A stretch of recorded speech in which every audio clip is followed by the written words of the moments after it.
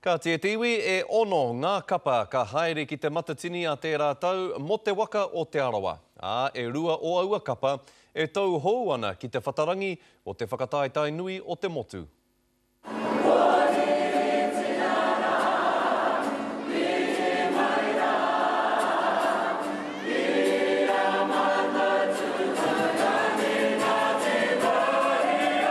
E hara e nei uri no whakarewarewa i te tauhou ki te tūrana tuatahi.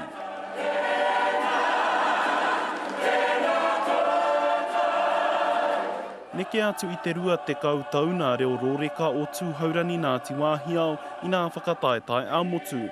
Ko rātau te kapa tuatahi ki te whakakanohi i te rohe a te rātau.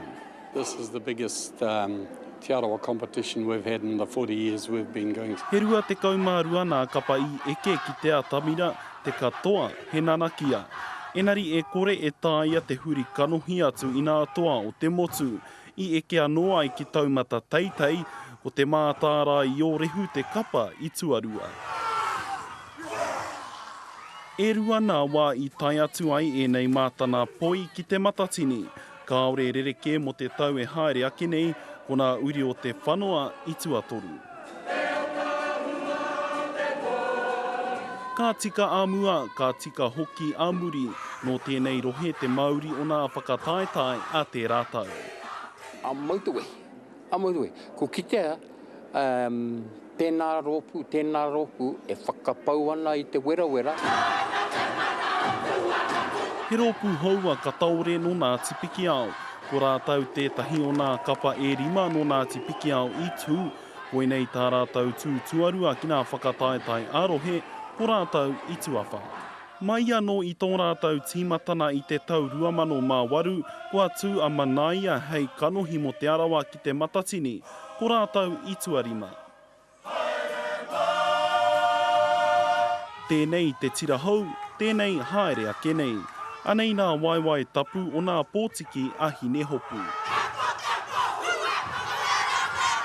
Ko nei o nā tipiki ao te rōpu whakamutuna ka haere hei kanohi mo te arawa. Nā tipiki ao, tūmeke i tēnei wā. Kāore tētahi o nā kapa toa o te rohe a Ngāti Raniwewehi i Waimarie. Heoi e kore rawa te arawa e pohara ki te matatini i ngā whakapauna werawera a o rātau kapa e ono.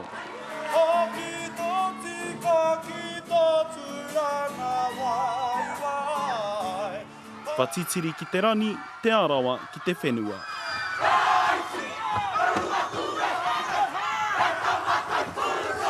Ka pāra tāwhai te karere.